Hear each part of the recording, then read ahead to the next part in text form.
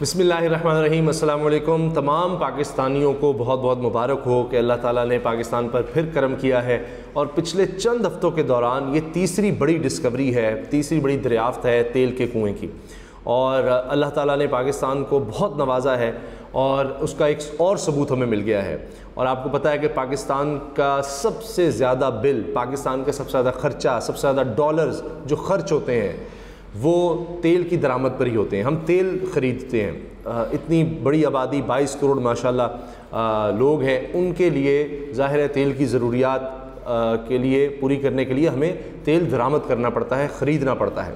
अभी आपको पता है सऊदी अरब से भी हमने डेफर्ड पेमेंट्स यानी लेट पेमेंट्स पर भी हमने तेल लिया है। इतने मुल्क की हालात ख़राब थे, माशी तौर पर इतने हालात ख़राब थे, तो उसमें हमें मुख्तलिफ ममालिक की मदद की ज़रूरत थी। अब ये तीसरी बड़ी डिस्कवरी हुई है पिछले चंद हफ्तों में, जो कि बहुत बड़ी बात है।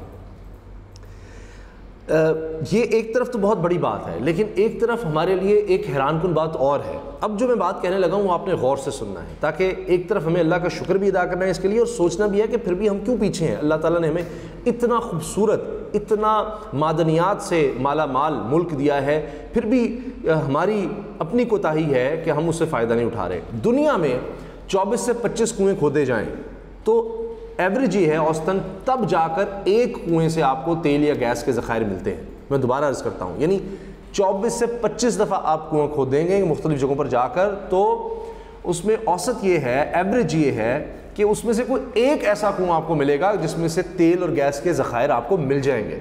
बाकी 23 या 24 ऐसे होंगे कि जो बेकार गए, यानी जो आपने मेहनत की वो एक तरह से बेकार चली गई।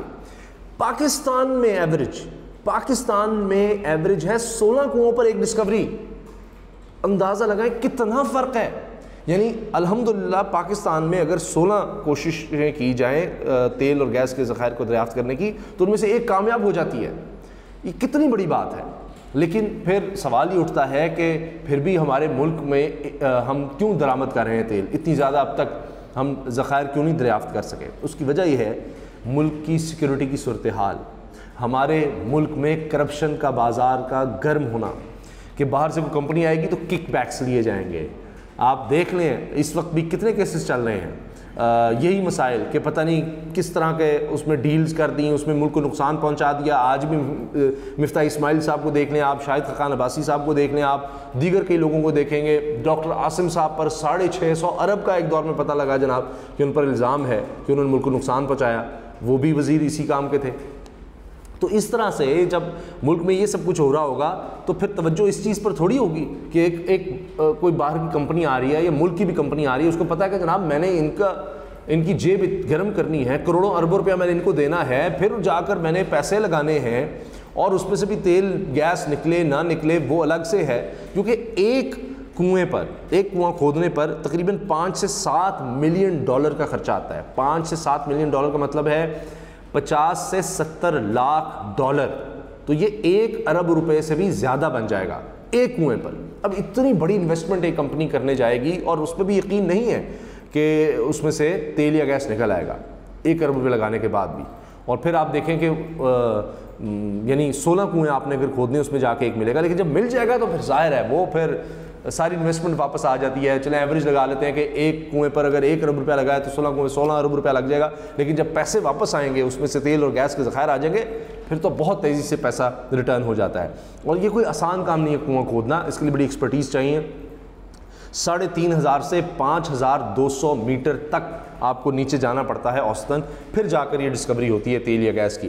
लेकिन अच्छी बात यह है कि अब ये जो डिस्कवरीज हो गई हैं पिछले चंद दिन में, चंद हफ्तों में तीसरी बड़ी डिस्कवरी हो गई है, दरियाफ्त हो गई है, तो सिर्फ 90 दिन के अंदर ये मार्केट में आ जाएगा ये तेल। कितनी बड़ी बात है। यानी आप दिसंबर के महीने में इंशाल्लाह मार्केट में ये तेल आ जाएगा।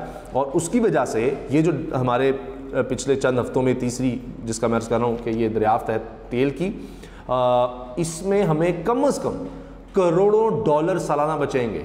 कम से कम करोड़ों डॉलर सालाना, यानी अरबों रुपया सालाना की बचत होगी। और पाकिस्तान जैसा मुल्क जो इस वक्त जिसमें माशी मसाइल इतने बढ़ चुके हैं, हमें पैसों की, डॉलर्स की इतनी ज़्यादा ज़रूरत है, वहाँ पर तो हमारे लिए हज़ार डॉलर, लाखों डॉलर जो हैं वो बड़े कीमती हो चुके हैं इस मुल्क के लिए। तो उसमें करोड़ों डॉलर की बचत होना सालाना एक बहुत बड़ी बात है।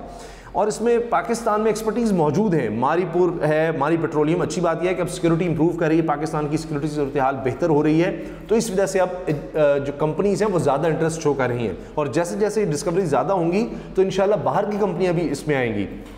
अभी पाकिस्तान की 3 बड़ी कंपनियां हैं, मारी पेट्रोलियम है, OGDCL है और PPL है, ये 3 काम कर रही हैं, क्योंकि बहुत मुश्किल होता है क्योंकि एक कंपनी ये सारा बेड़ा उठा सके कि उसकी ड्रिलिंग कर सके और ढूंढ सके। कंसोर्शियम होता है, मुख्तलिफ कंपनीज मिलकर करती हैं, तो उसमें बाहर की कंपनीज भी आएंगी तो बहुत फ़ायदा होगा। मगर अभी हाल ही में मारी पेट्रोलियम मालाकंड और मोहम्मद एजेंसी तक चली गई है, तो माशाल्लाह अल्हम्दुलिल्लाह पाक फ़ौज को सलाम है, पाकिस्तानी कौम को सलाम है कि हालात बेहतर हुए हैं सिक्योरिटी के, और इंशाल्लाह आगे चलकर आप देखेंगे और बेहतर होंगे, क्योंकि खैबर पख्तूनख्वा और बलूचिस्तान में बेशुमार ज़खायर मौजूद हैं तेल के और गैस के।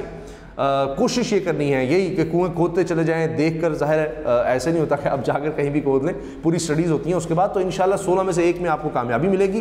तो इंशाल्लाह आप देखेंगे पाकिस्तान बहुत आगे जाएगा, जैसे जैसे हमारी सिक्योरिटी सूरत हाल बेहतर होगी, ये CPAC आगे बढ़ेगा, तो वहाँ पर अलग से पाक फ़ौज ने आपको पता है एक फ़ोर्स बना ली है कि वो उसकी हिफाजत करेगी, तो आप देखेंगे बलूचिस्तान में हालात बहुत ज़्यादा बेहतर होंगे। आखिर में मैं सिर्फ आपको ये बता दूँ कि पाकिस्तान में शेल गैस के भी बहुत ज़्यादा ज़खायर मौजूद हैं, शेल गैस जो है उसके बहुत ज़्यादा ज़खायर मौजूद हैं, ये भी एक बहुत ज़बरदस्त मादनी, मैं इसको यूँ समझ लें कि एक